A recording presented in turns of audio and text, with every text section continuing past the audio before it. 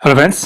Uttarakhand GK series में हम topic wise आपके प्रीवियस ईयर क्वेश्चन सीरीज चला रहे हैं। ठीक है, तो हम देखने वाले हैं आपके जो प्राचीन ऐतिहासिक आपका उत्तराखंड था उसके क्वेश्चन देखने वाले हैं। ठीक है, देखते हैं क्वेश्चन नंबर 1 देखते हैं आपका।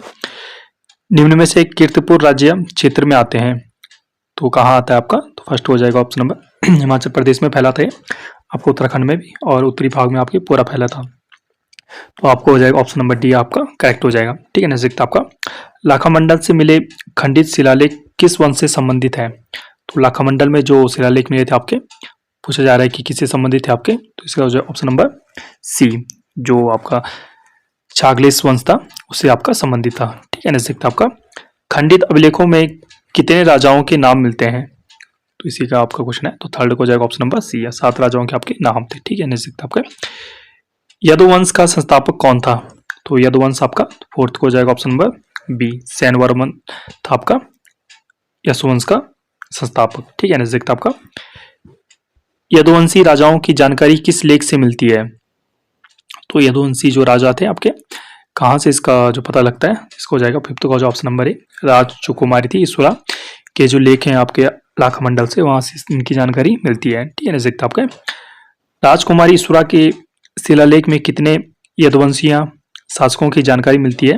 तो इसका हो जाएगा ऑप्शन नंबर सी, 12 आपके शासकों के यहाँ पे जानकारी मिलती है। ठीक है, नेक्स्ट आपका निम्न में से किस स्थान पर राजकुमारी ईश्वरा ने शिव मंदिर बनवाया था? तो सेवंथ को जाएगा ऑप्शन नंबर बी, लाखमंडल में इन्होंने शिव मंदिर बनाया था। ठीक है, नेक्स्ट आपका किस स्थान का प्राचीन नाम मठ है मठ था, मतलब एट्थ को जाएगा ऑप्शन नंबर डी, जो लाखमंडल था उसका प्राचीन नाम क्या था आपका?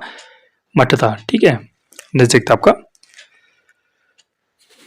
उत्तरी नागवंश के शक्तिशाली शासक कौन थे? तो जो उत्तरी नागवंश से आपके सबसे शक्तिशाली जो शासक थे कौन थे आपके? 9th हो जाएगा ऑप्शन नंबर ए, गणपति नाग थे। ठीक है, नेक्स्ट आपके गोपेश्वर त्रिशूल लेख में किस लिपि का प्रयोग हुआ है? तो 10th को हो जाएगा ऑप्शन नंबर सी, दक्षिण में आपकी ब्रह्मी लिपि का आपका उपयोग हुआ है। ठीक है, नेक्स्ट आपका गोपेश्वर के त्रिशूल लेख में कितने नाग राजाओं के नाम मिले हैं?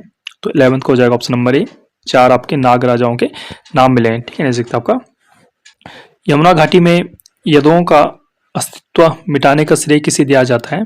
तो 12th को हो जाएगा ऑप्शन नंबर बी, नाग शक्ति को दिया जाता है।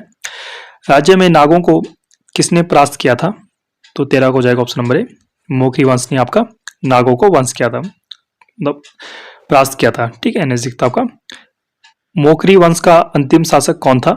तो मोखरी जो वंश था आपका, तो 14 को हो जाएगा ऑप्शन नंबर ए, ग्रहवर्मा था आपका मोखरी वंश का अंतिम शासक। निम्न में से किन्होंने आधुनिक गढ़वाल व कुमाऊं वाले संपूर्ण भूभाग को ब्रह्मपुर कहा था? तो 15 को हो जाएगा ऑप्शन नंबर, कनिंघम थे उन्होंने कहा था। जैसे आपका किस व्यक्ति ने हरिद्वार को मोयूलो एवं गंगा को महाभद्रा कहा था? 16 को हो जाएगा ऑप्शन नंबर सी, ह्वेनसांग, ये चीनी यात्री था आपका।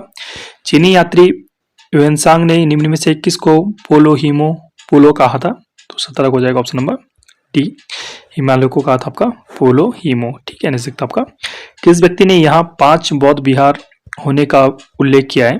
तो 18 को जाएगा ऑप्शन नंबर ए, ह्वेनसांग ने किया था। किन 3 राज्यों का वर्णन ह्वेनसांग के यात्रा वृत्तांत से मिलता है? तो 19 को जाएगा शत्रुघ्न, गोविशान और ब्रह्मपुर आपका उपरोक्त आपका सभी से हो जाएगा। ठीक है, नेक्स्ट आपका हर्ष के पश्चात हिमालय क्षेत्र किन राज्यों में टूटा था?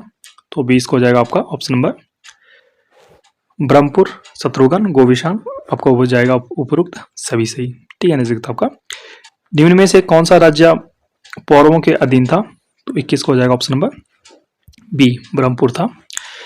पौरव वंश के संस्थापक कौन थे? तो पौरव वंश के संस्थापक आपके विष्णुवर्मन थे। ठीक है, नेक्स्ट आपका तालेश्वर ताम्रपत्र की खोज कब हुई थी?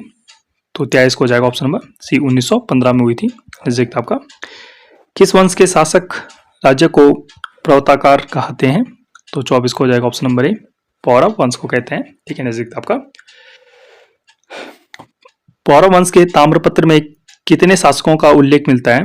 तो 25 को हो जाएगा ऑप्शन नंबर बी, 5 शासकों का उल्लेख मिलता है। ठीक है, नेक्स्ट आपका तालेश्वर ताम्रपत्र किस जनपद से मिले थे? तो 26 को हो जाएगा ऑप्शन नंबर डी, आपका अल्मोड़ा से मिले थे। ठीक है, नेक्स्ट आपका निम्न में से पौरव वंश का शासक कब से कब तक था? तो जो पौरव वंश था आपका 27 को हो जाएगा ऑप्शन नंबर ए, 6वीं से 8वीं सदी के 20 था। ठीक है, नेक्स्ट दिखता आपका ऋणेश्वर स्वामी किस वंश के कुल देवता थे? तो 28 को हो जाएगा ऑप्शन नंबर बी, पौरव वंश के आपके कुल देवता थे। पौरव वंश के सेनानायक को क्या कहा जाता था?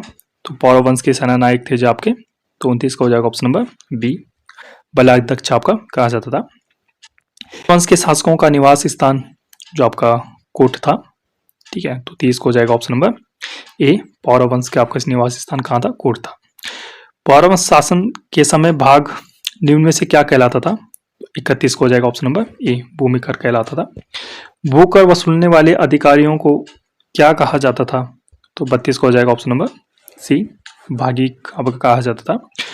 पौरव प्रशासन ने के समय भूमि मापन हेतु किन विधियों का प्रयोग होता था?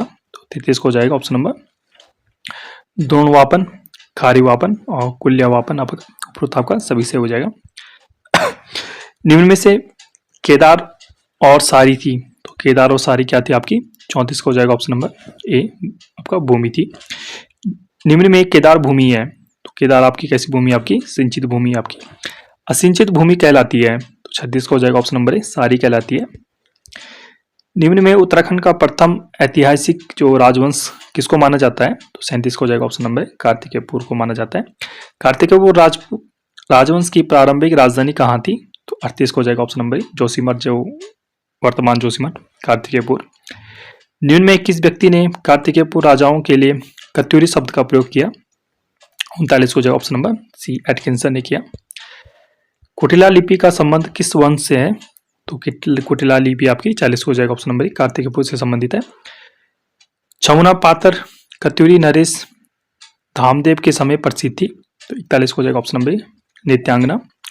कार्तिकेयपुर राजवंश के अभिलेखों में किस लिपि का प्रयोग मिलता है? तो 42 को हो जाएगा ऑप्शन नंबर डी, कुटिला लिपि का उल्लेख मिलता है। कत्यूरी प्रशासन में कारिक होता था, तो 43 को हो जाएगा ऑप्शन नंबर बी, राजमिस्त्री होता था।